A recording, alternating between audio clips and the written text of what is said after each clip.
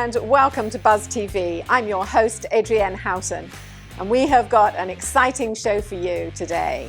There's everything from restaurants and charities and galleries and something for everyone, really family favorites. So watch this space and find out more on Buzz TV.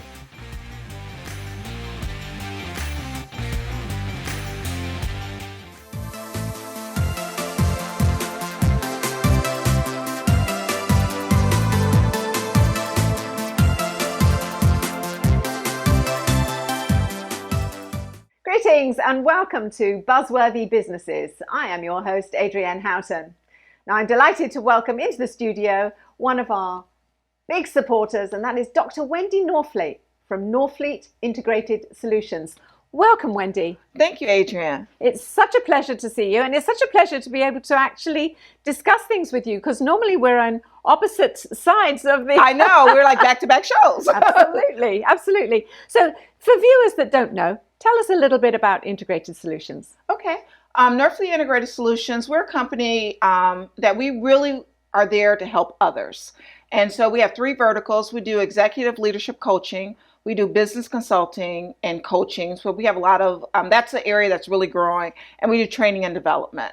And so we have a really good team. We're all credentialed, and we really work with our clients to help them meet their goals. So we don't have like preset packages per se. We tailor everything to our clients.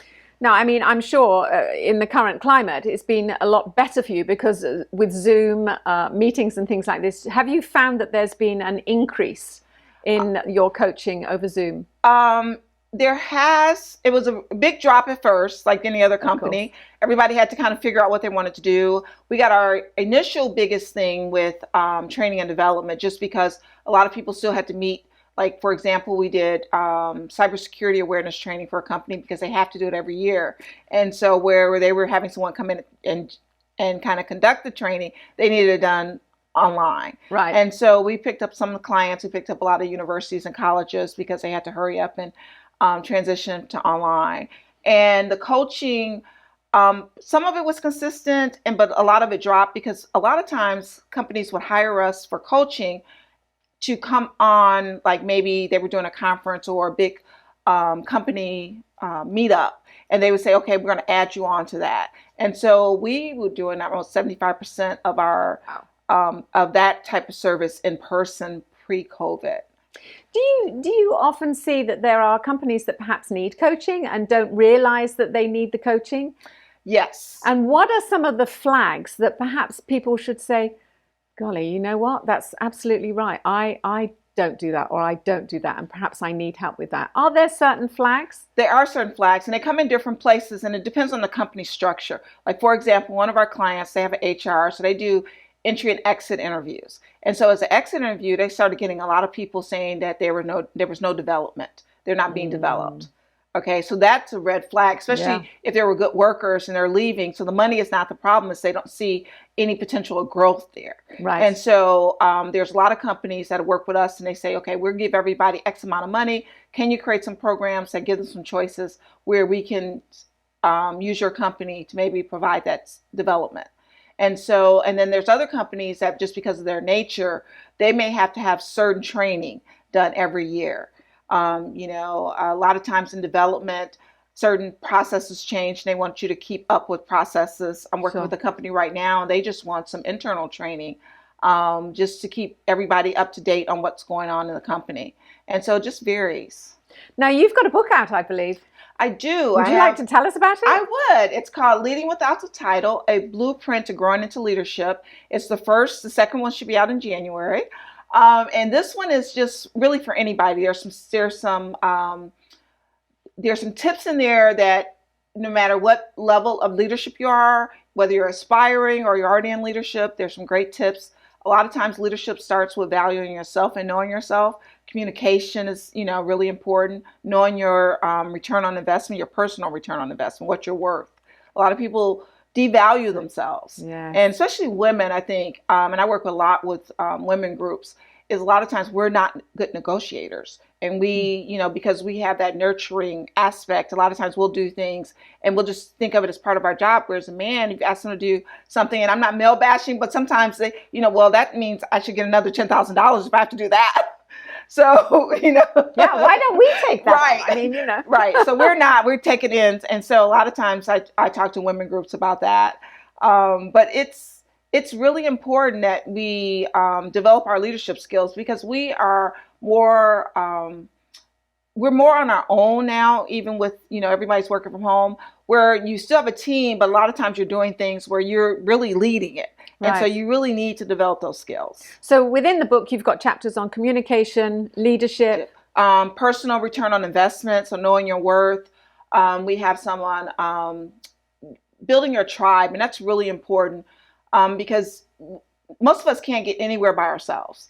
And so a lot of times people say, well, I work from home, I really don't have connections. In this day and age, it's so easy to make connections.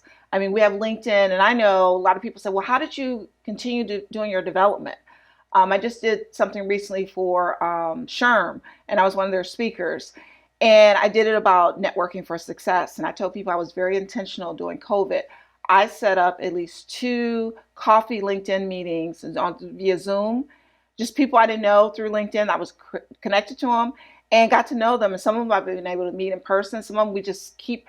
Today, I met one person. We've been connected for about 7 months. She came to one of my conference talks, and we've been connected ever since. She said, I wanted to come since it was local and to meet you. Fantastic. Yeah. So talking about this book, if somebody is looking out there and they say, I'd like that, how do they get hold of it? It is on Amazon. Okay. You can get it. You can get an ebook. You can get it in paperback. So it's out there. And if you can't find it, just reach out to us. We have a website, northfleetsolutions.com, or you can go to info@northfleetsolutions.com, email us, and we'll make sure you get a copy. Wonderful. Thank you for coming in to discussing your book and your business coaching. Thank you so much, Adrienne. And don't forget, if you'd like any more information, you can always find it on iwannabuzz.com.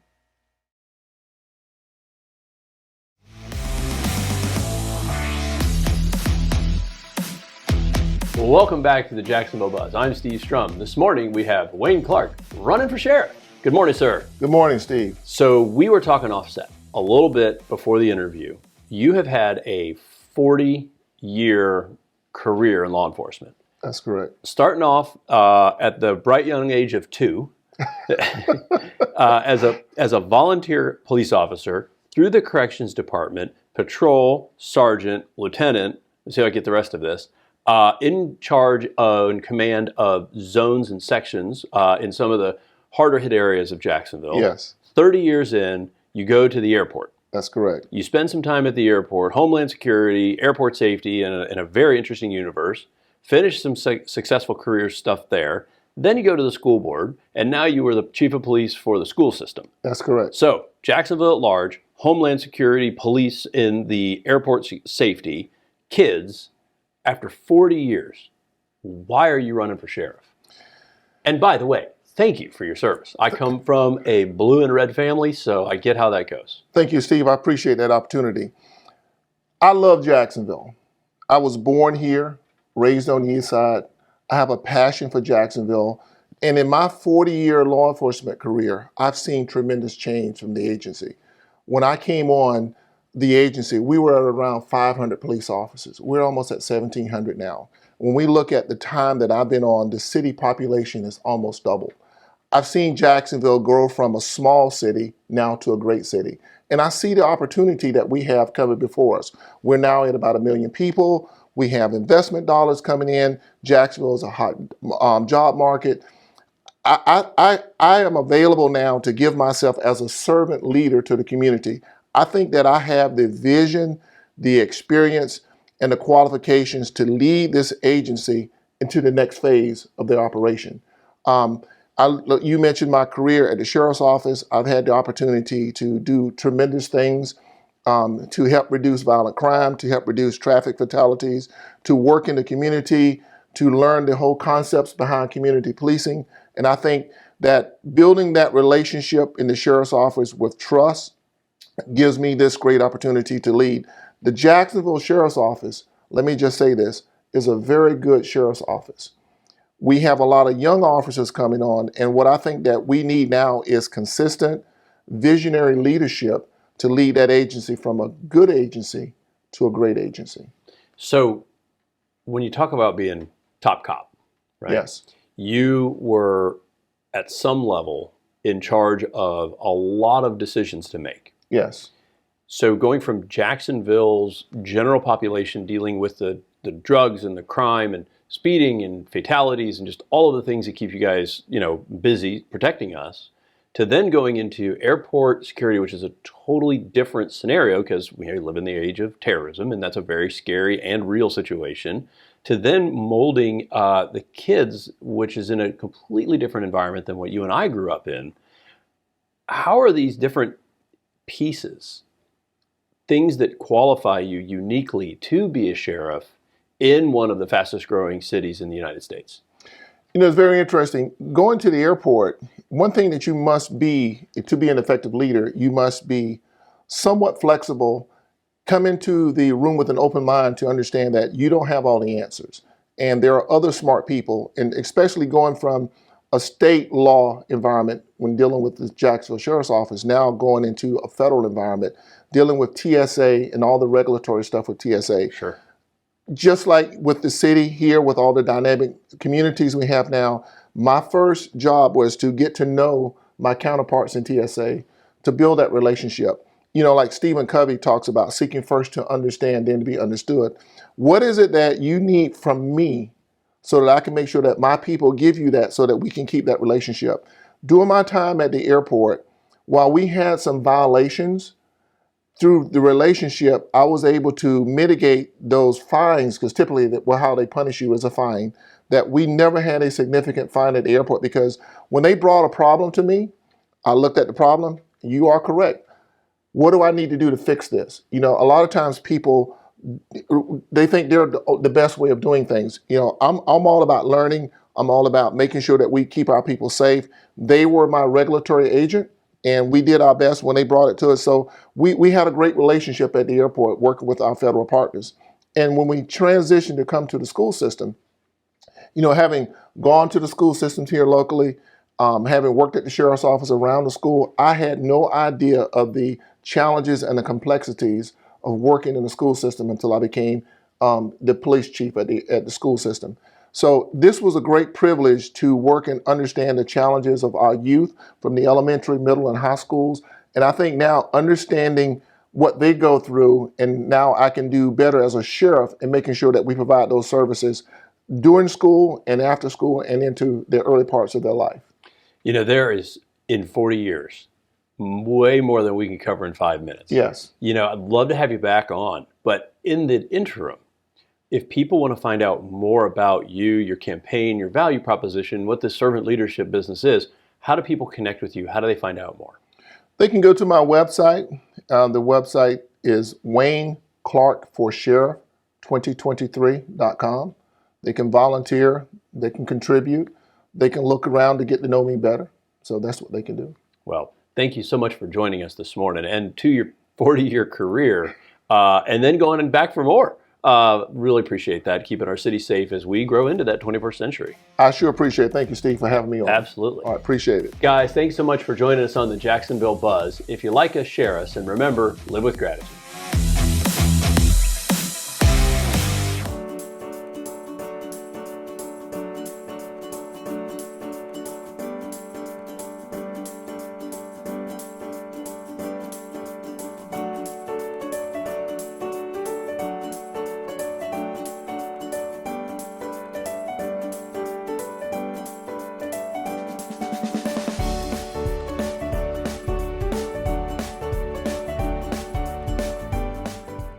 Greetings and welcome to Caring for Seniors. I am your host, Adrienne Houghton.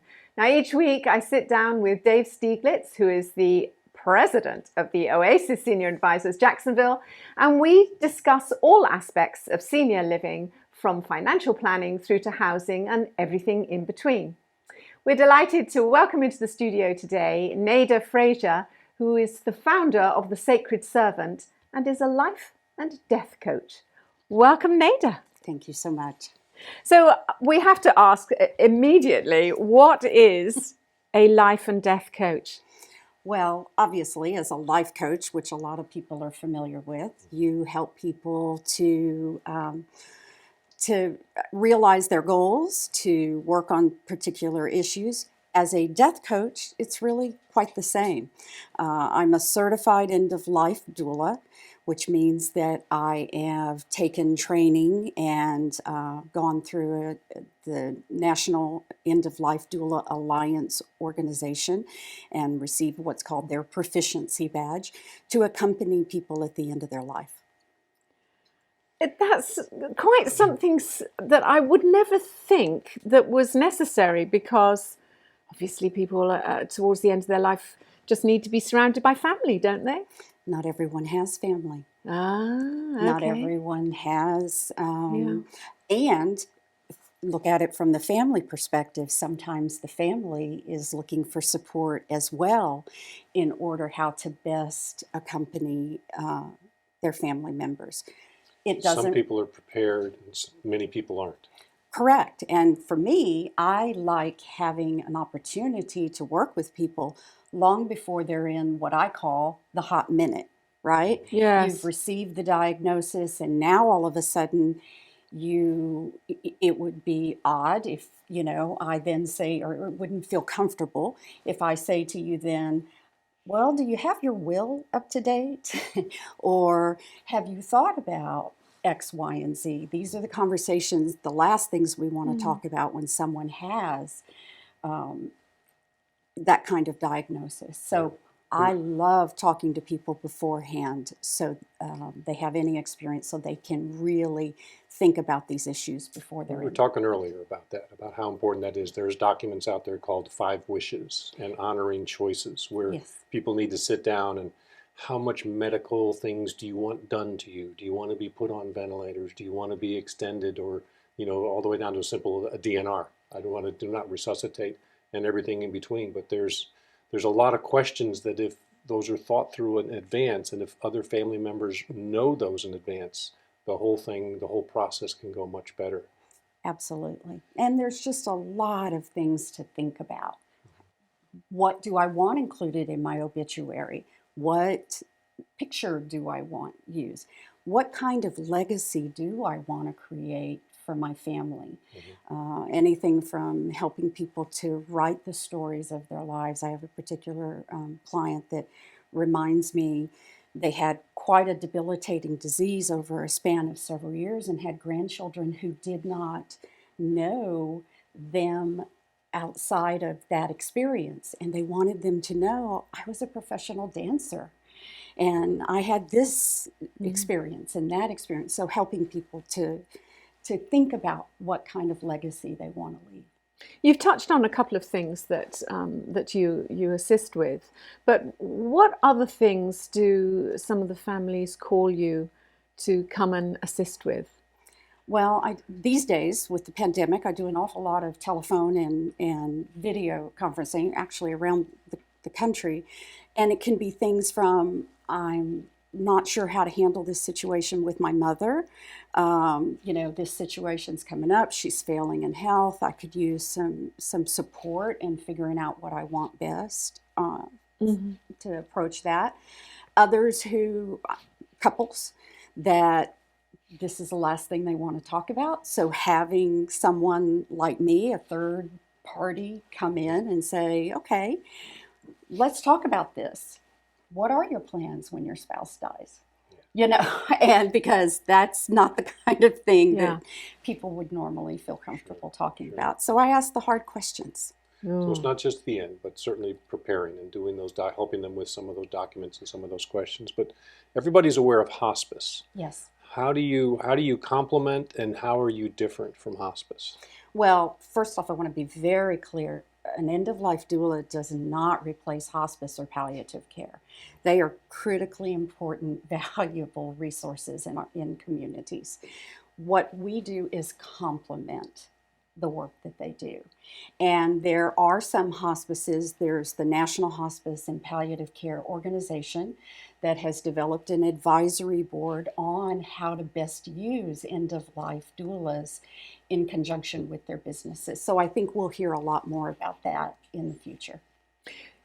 End-of-life doula is not something that you wake up at the age of 15 and say, that's what I want to be when I'm older. So how did you get into this work? Well, quite frankly, I've been doing it all my life. I grew up off and on my grandparents' Texas farm. You learn about cycle of life when you do farm living. And before hospice, and I'm in this elder category myself, and before hospices really became known, everyone would go to my grandmother's when they had failing health or were dying. So I have memories as a young child crawling up in bed with my granny and reading books and adjusting her oxygen and walking with her around the farm and just really accompanying my great-grandmother through the end of her life. And so I was exposed to it. Then, as I grew up and got married and had children, I was just the person in the community that people called. I was the go-to person. And when people would ask me what I did, I would say, I don't know what to call what this is. I'm your go-to person, or I'm a sacred servant. And that's how I named my business. So the term doula, I've got a feeling there's a meaning in that word where it originated and everything. It did. It's from ancient times, and it means a woman who serves. And so there are doulas that are not just women, but typically, especially back then, you had a woman in the household who was the designated doula. And typically they helped with birth. I was going to say, right. more now you hear about women Birth having doulas. birth doulas as opposed to end-of-life doulas. So you founded the Death Cafe. Tell us a little bit about that. Well, the Death Cafe movement started in 2011 in England, and is now, I think there's something like 11,000 death cafes throughout the world. I founded the Death Cafe of Northeast Florida, and we call it And Beyond now, because since we went virtual because of the pandemic, we typically have people who come from all over the world, really, not just around the United States, but in other countries as well. A death cafe is where people come together in a community discussion to talk about death and life. And it can be anything from medical people who obviously have a lot going on right now, who just want to come and talk about their personal experiences, if that's what they want. We have some nursing students who come who want to hear a diverse community talk about death.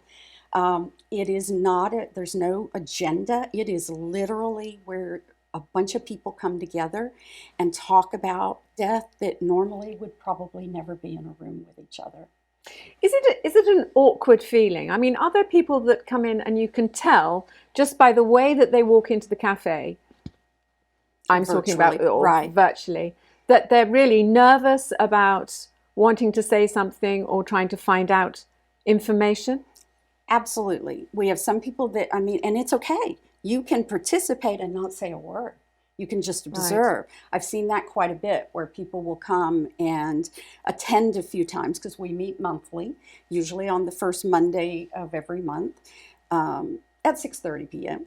And they'll come and just observe for a few times, and then we'll ultimately talk about questions that have come up, or someone will say something that will prompt them. It's all driven by the community. I don't set the agenda. I don't say, hey, tonight we're going to talk about blah, blah. I do that in a bunch of other venues. But in that venue, this is a community discussion that I facilitate. Wow. In general, how do you get information about what you do out there? Because how do people know about you? Do you collaborate with different residences, or? I actually at this point, and this speaks to my abilities as a businesswoman, perhaps, but I'm more word of mouth, or I have been in the past. I think more and more people are starting to hear about end-of-life doulas and wonder what that is, or, but I do collaborate with some organizations, but certainly the pandemic's had an effect on that.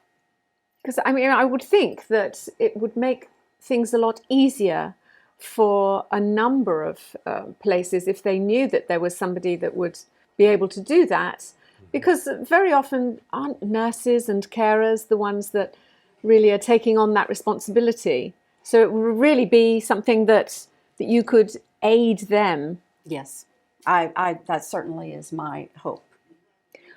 What do you think in all of this, one of the best things that you can leave your loved ones? Oh. Best gift? For me, best Yes. gift is have the discussion. Have the difficult discussions about what you've envisioned for the end of your life, having your stuff together.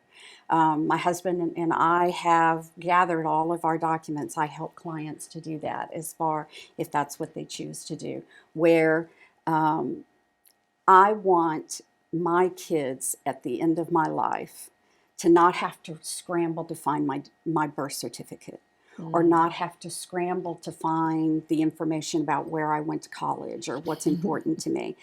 That's the best gift I can give them, is that they get to grieve when I die, and really experience and support each other, instead of having to be caught up in trying to find all this stuff or information, instead of just fully being able to be present. In a way, it feels as though this should always have been a part of the process. Absolutely. Because it seems so natural. So, Neda, thank you so much for coming in to explain a little bit about what it is. I'm sure it's informed a lot of people. I surely hope so. I'm very passionate. If there's somebody out there who is looking to say, yes, I need this, how do they get in contact with you? My website is thesacredservant.com, and they can always email me at Nada, N-A-D-A, at thesacredservant.com.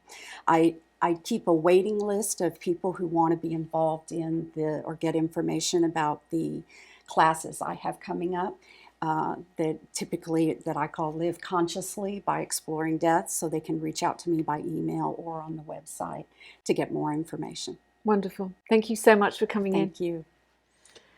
And don't forget, if you'd like to know any more information, you can always go to iwantabuzz.com. Wow, that was fantastic. What a great show, and what interesting businesses. Don't forget, if you need any more information, you can go to iwantabuzz.com. Bye for now.